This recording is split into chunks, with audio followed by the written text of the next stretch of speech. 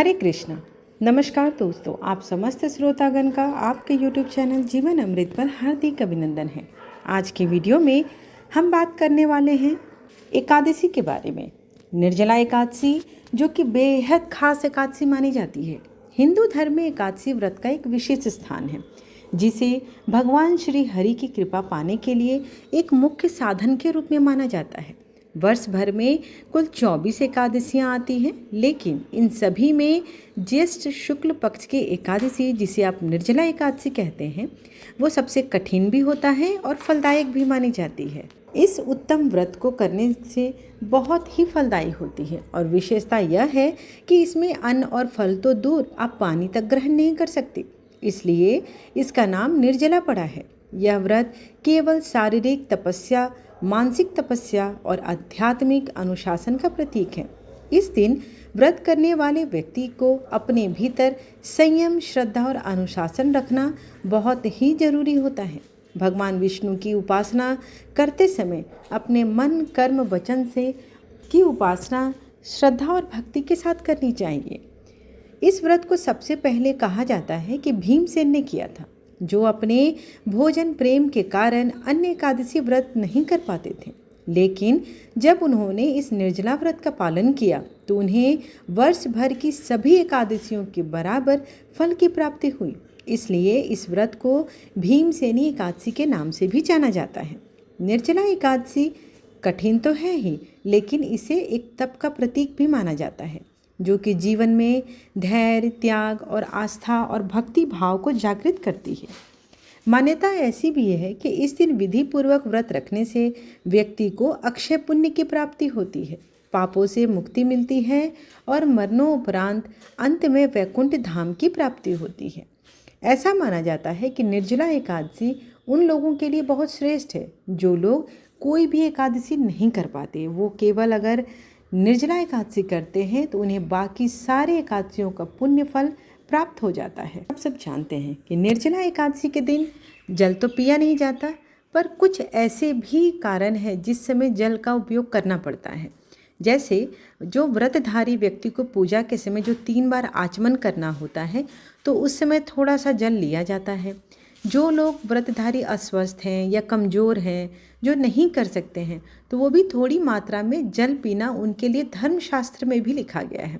लेकिन इसे व्रत का पूर्ण पालन नहीं माना जाता है, क्योंकि अगर आप किसी भी प्रकार से अगर जल का लेते हैं तो वो आपके व्रत को पूरी तरह से पूर्ण नहीं करता। व्रत के पारण के दिन, अर्थात अगले दिन जिस दिन द्वादशी तिथि होती है, उस समय व्रत का पारण, उपवास का समापन जिसे आप कहते हैं, जल और फलाहार से किया जाता है। अब ऐसे में बता दें कि जिन्हें जल ग्रहण करना अति आवश्यक है, जल को ग्रहण करने का सही समय क्या होता है। यदि अति आवश्यक हो तो जल सूर्यास्त के बाद नहीं, बल्कि दिन के समय, अर्घ्य या पूजा के समय लिया जा सकता है। आचमन या भगवान को जल अर्पित करते समय थोड़ा सा जल ग्रहण करता है, व्रत को भंग नहीं करता। एकादशी को भीमसेनी एकादशी, जैसा आप जानते हैं, या पांडव एकादशी के नाम से भी जाना जाता है।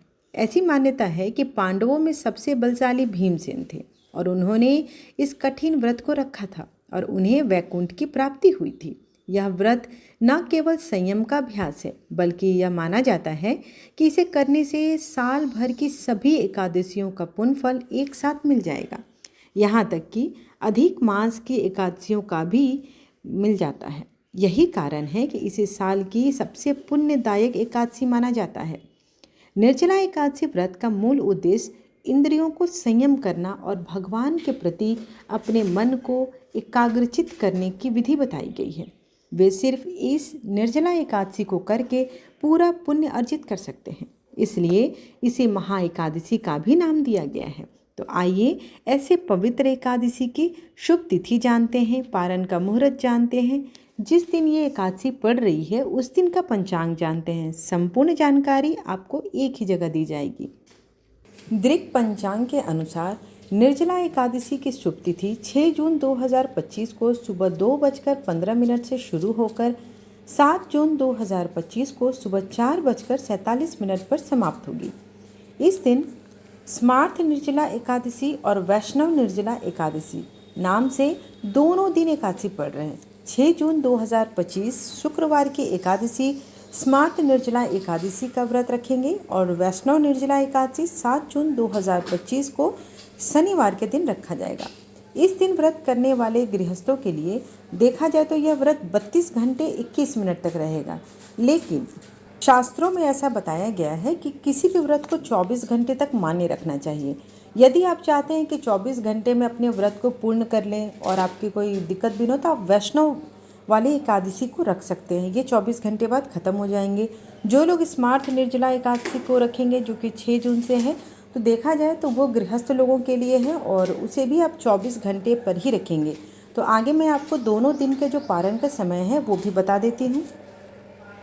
जब भी एकादशी का दिन 2 दिन पड़ता है तो पहले दिन स्मार्त व्रत होता है और दूसरे दिन वैष्णव व्रत रखने की मान्यता है। स्मार्त व्रत जो है इसमें गृहस्थ लोग के लिए होता है और उसका अनुसरण करते हैं गृहस्थ लोग। गृहस्थ के जो नियम होते हैं उनका पालन करते हैं। वहीं वैष्णव व्रत इसे वैष्णव संप्रदाय के अनुयायी करते हैं। तो गृहस्थ भी वैष्णव का व्रत रख सकते हैं, लेकिन अगर वैसा रखते हैं तो उन्हें वैष्णव संप्रदाय के जो नियम होते हैं उन्हें मानना आवश्यक हो जाता है। आइए जान लेते हैं पहले कि द्वादशी तिथि का प्रारंभ कब हो रहा है। द्वादशी तिथि का प्रारंभ 7 जून शनिवार को सुबह 4:48 से हो रही है। वहीं द्वादशी तिथि का समापन 8 जून दिन रविवार को सुबह 7:17 पर होगी। ऐसे में हरिवासर का जो समाप्ति का समय है वो 7 जून को सुबह 11:25 पर होने वाली है। अब बात कर लेते हैं कि किस पारण कब और किस प्रकार से करें आप। निर्जला एकादशी व्रत के पारण का समय हरिवासर के समापन के बाद होता है, तो आपको ध्यान रखना है कि गलती से भी हरिवासर के समय में पारण ना करें।